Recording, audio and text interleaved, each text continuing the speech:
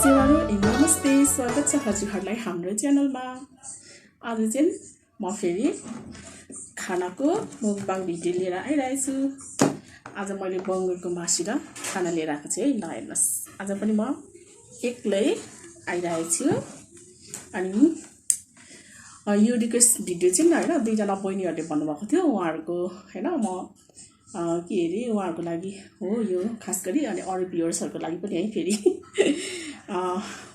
यो रिक्वेस्ट गर्ने बहिनी चाहिँ हैन एकजना राशिश्री मगर हैन भन्नुभएको थियो। उहाँले चाहिँ अस्ति नै भन्नुभएको थियो, तर त्यही हो छोरीको व्यस्त भएको कारणले हैन दुईजना लिएर आउनु पर्यो भन्दा ढिलो भयो। अनि त्यही भएर मैले एक्लै भए पनि गरिरहेको छु।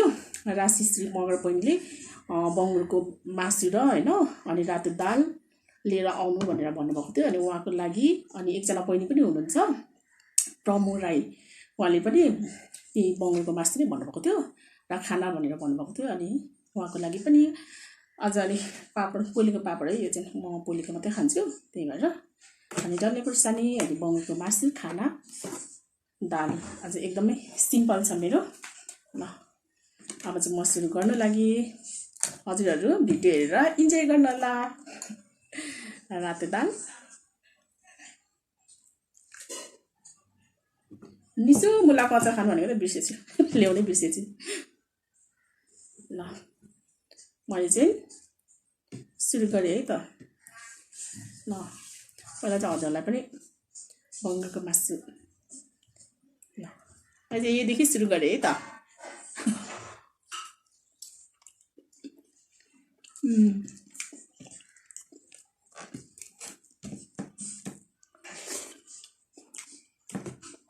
एकदमै टेस्टी, यम्मी भएछ।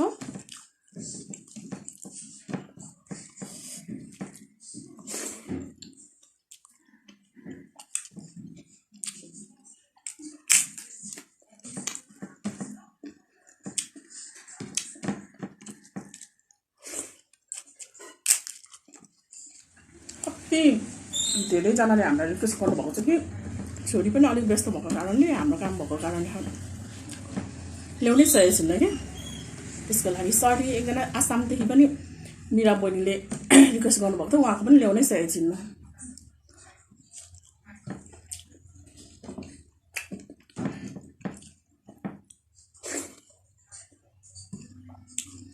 डल्ले खोर्सानी यो चाहिँ मैले आफै रोपेको,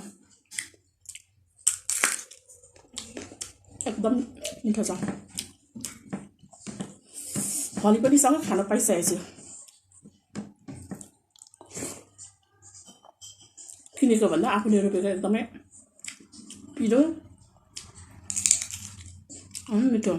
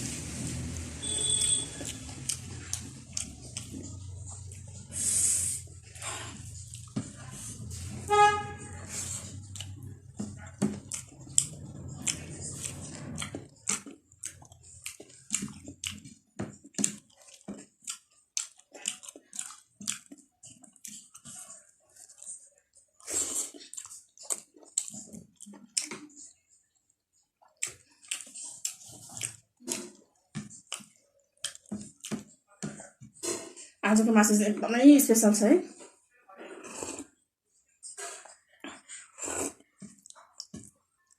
किनभने यो चाहिँ धराने बङ्गुर हो क्या। यो चाहिँ सातो बाटोदेखि ल्याएको, एकदमै टेस्टी।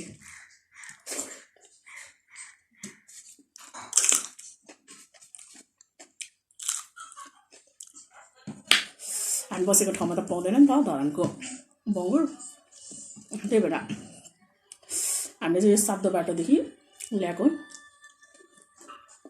आजको चाहिँ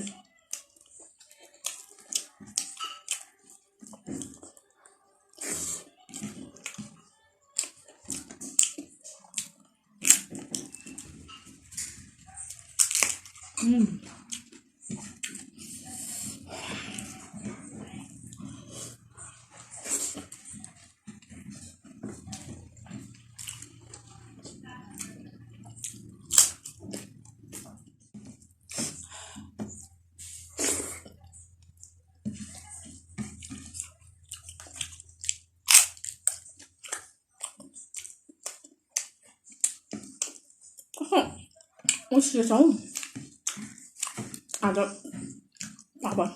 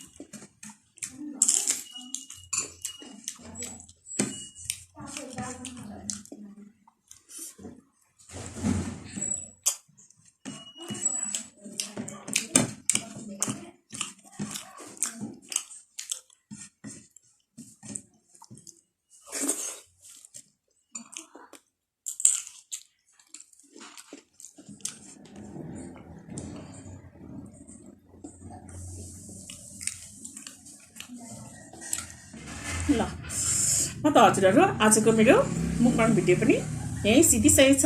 अब नेक्स्टचोटि फेरि पनि अर्को भिडियो लिएर आउनेछु। त्यति बेला लागि बाई बाई।